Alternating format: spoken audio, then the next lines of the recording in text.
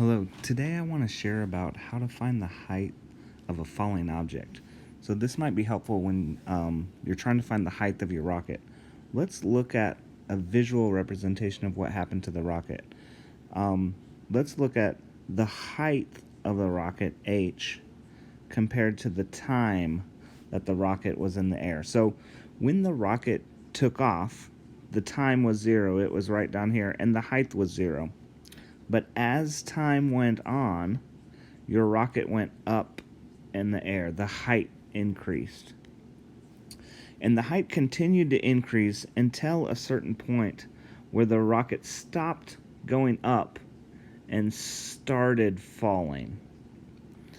And so this graph kind of shows what happened to your rocket's height as time went on. Well, what we're trying to do is find the height of a falling object.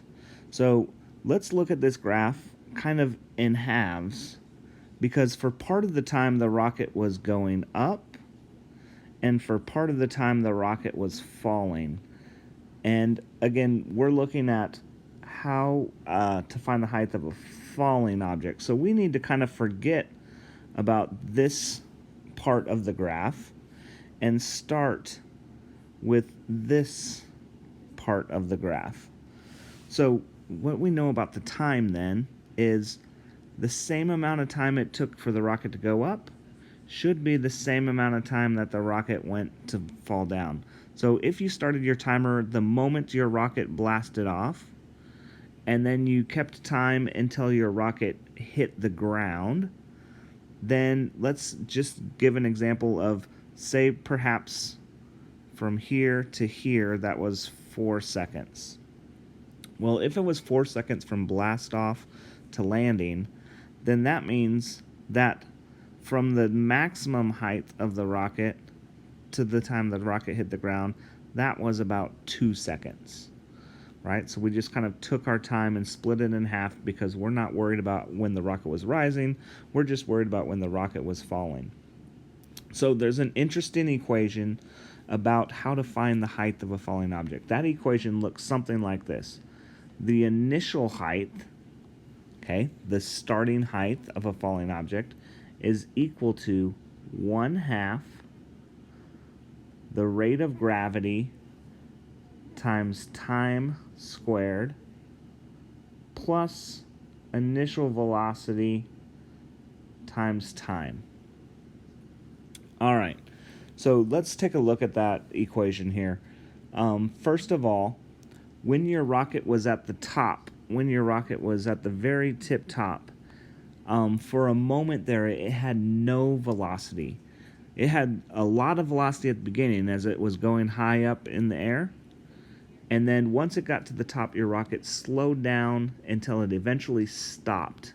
And it wasn't, for just a brief moment, it wasn't going up and it wasn't going down. It had an initial velocity, this part right over here, it had an initial velocity of 0. It was just standing still in the air, even if that was just a brief moment.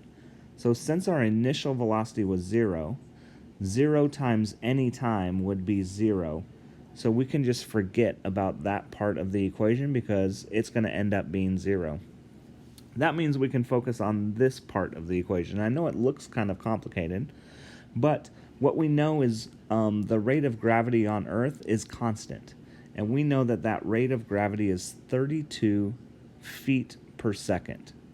32 feet per second. G equals 32 feet per second. Actually, it's feet per second squared.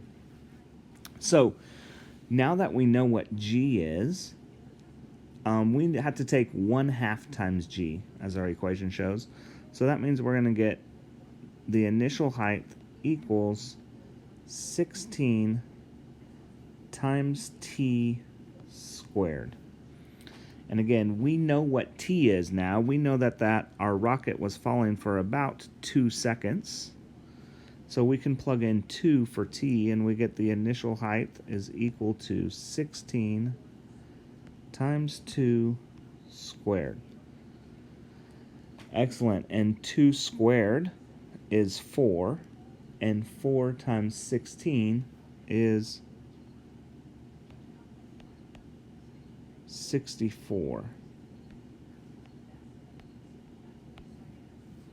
So if our rocket was falling for 2 seconds, then that means that it had an initial height of 64 feet. Hopefully that helps you, give you some information about how you can find the height of your falling object, and you can use that to find the height of your rocket. Thank you very much.